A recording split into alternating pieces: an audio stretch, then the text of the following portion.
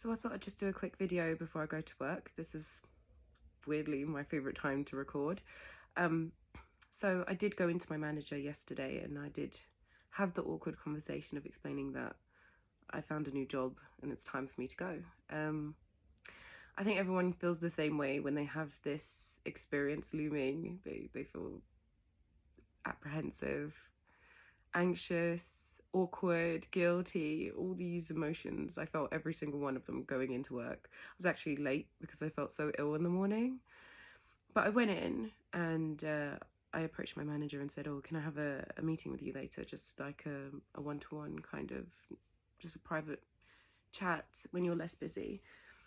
And she was really kind. She was like, yeah, of course. She set some time about an hour and a half later and she sat me down.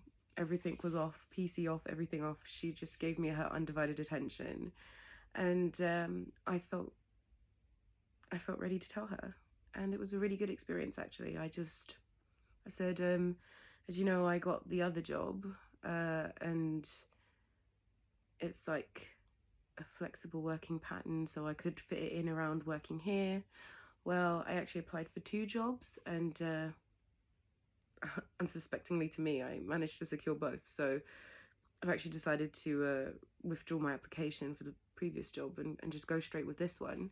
And she was so genuinely pleased for me, like really pleased. So she actually said the words, I'm proud that you got this position and, you know, I've seen you flourish and, you know, for a year and a half, I have supported everyone in the team so well. So I think that, you know, it's bittersweet for them. Like I'm going and I am good in my job, but they want to see me do well. So yeah, I really did build myself up all morning, but after having the conversation, I just felt such a relief. Like this massive weight had just come off my shoulders. So for all the people out there who have that same awkward conversation, just try and remember that once you've had that conversation, you're going to feel so much relief. You feel so calm, you feel happy. Everyone around you is also going to feel really happy for you. And it's genuinely a lovely feeling. I just can't describe how happy I am right now, which from yesterday is a big, massive leap. Only other thing I have to say is, so we discussed my notice. I don't actually have to work notice, but I said I wanted to just put things in place so I'm not leaving them in the lurch. And I also wanted to have some time before starting my new role.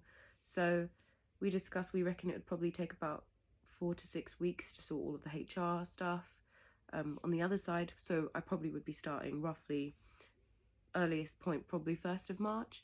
So I said, okay, ideally, maybe I'd do 2 weeks then, because there is half term afterwards, and then I would have a week to myself, reacclimatise, and then start my new role.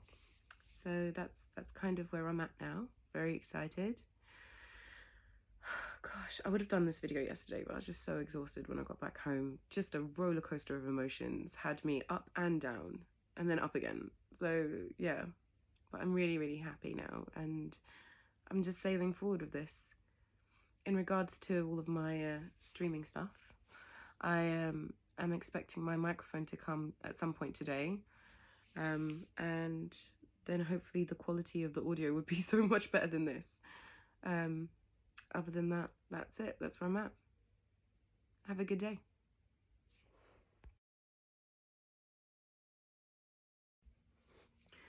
I thought I'd make another video, just end of the day. It's Thursday. Obviously, I've been to work today. It's the last day of the week for me. I had to stay a bit longer because I have some loose ends to tie up. With only 2 weeks left after this, it's kind of like a mad rush now to get everything sorted. Today was actually a really good day, like shift-wise. It was interesting because I had to start telling people that I'm leaving in 2 weeks, which it's a bit difficult. Some people probably thought I was going to be there forever, but you know, we have to grow, we have to evolve. I have to do what's best for my career and for my future plans. Yeah, it's interesting. I had really mixed feelings today. It was bittersweet. It's nice to tell people that I'm progressing and moving on and growing as an individual, but it was also really hard to see people like shocked that I was going to be going, and some people was begging me to stay, which is really, really lovely. I felt a bit guilty, to be honest, but it was nice. It was nice to have people say, "Oh, please stay, please don't go." It's like, I've still got 2 more weeks, don't worry. We'll hang out some more before I go, and if you want later on in life, we can, once the pandemic is over, meet up outside or whatever and formulate friendships rather than just being colleagues. So yeah, it was kind of bittersweet today, but made it through. It's the end of the week. I'm super, super, super tired. It's been a roller coaster, I'm not gonna lie. Yeah, currently what's really playing on my mind is COVID. I think everybody's feeling a bit crap for COVID right now, and I'm not gonna lie, it's really tough. I don't know if I've mentioned before, but I work NHS, so I'm seeing the effects of COVID most days. I'm not working on any ICU or any COVID specific wards, but I see the effect in my areas, and it's hard. I work in mental health services, so trying to explain to people who may not have 100% capacity that there's certain things they can't do, not necessarily because of restrictions due to their mental health, but because of government restrictions due to COVID. It's like really hard to explain to people this stuff.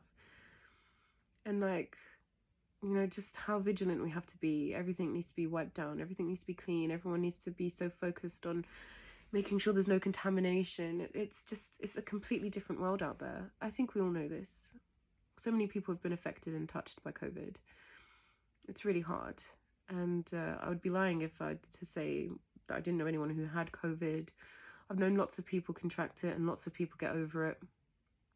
And unfortunately, I've known a few people who didn't quite make it through. It is really, really hard, really tough, really sad. Even just today, we were talking about how COVID has affected staff. And I went to a meeting which involved a lot of staff members who were not on site with me, but on other sites. And just hearing how members of staff are off sick, how many people have contracted it, how the outbreak is being contained or lack of containment as it would be at this point. And yeah, it's exhausting. It's really tiring. And I come home and I come back to my little slice of heaven that I've carved for myself with my family, and I realize how fortunate I am to have everyone here that I need, to be able to pick up the phone and talk to people who are shielding, who don't have to leave the house, who are fortunate enough to have everything they need. I've taught my skills to people as well, so that they know exactly how to keep themselves safe when they're outside and how to keep themselves safe when they're inside.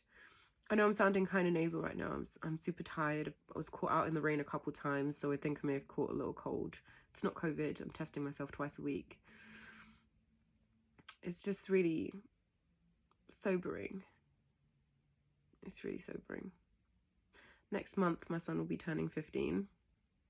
And it's hard because I want to do something to make it special for him. Like where I'm from in Mauritius, we do celebrate 15th birthday more so than the 16th. Obviously in this country it's 16th.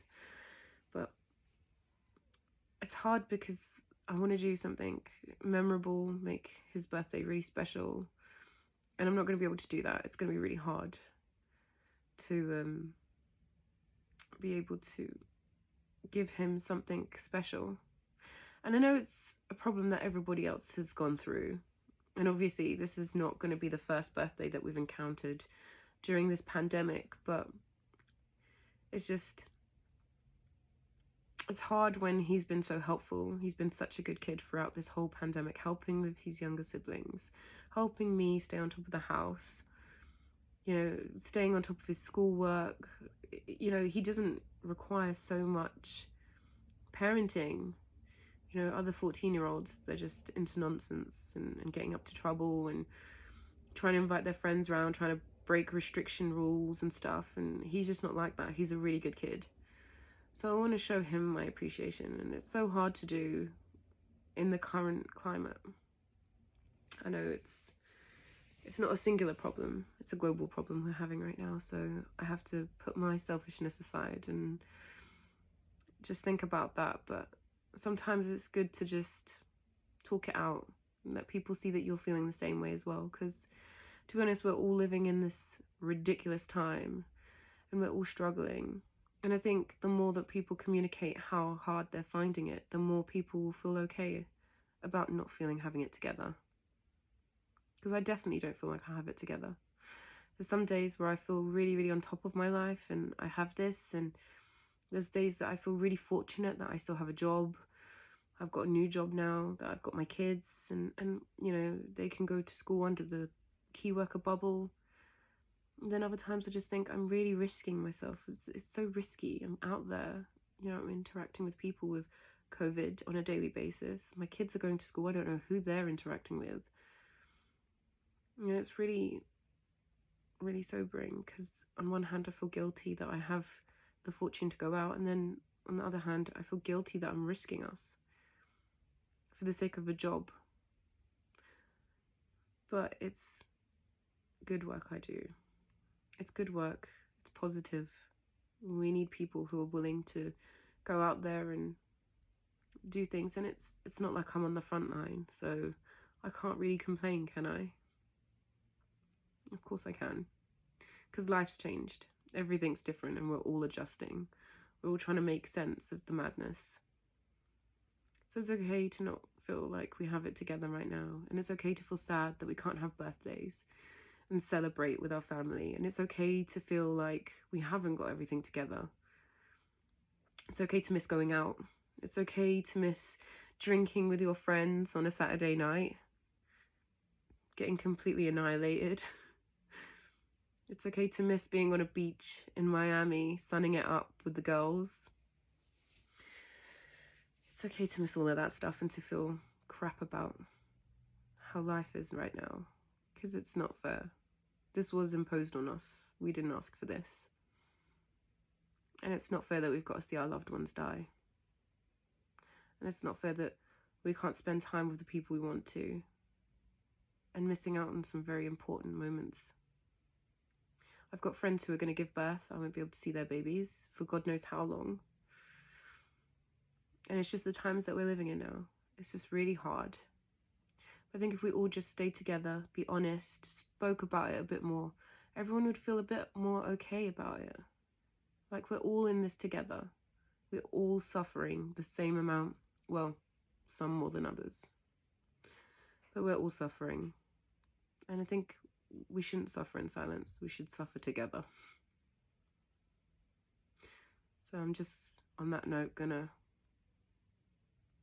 end the video for today. Bit somber, yes. Very tired, yes. But thankfully I have a day off tomorrow, so I can rest. Yeah. I guess catchphrase. Roll with it, work with it, and succeed with it as best as we can in a global pandemic.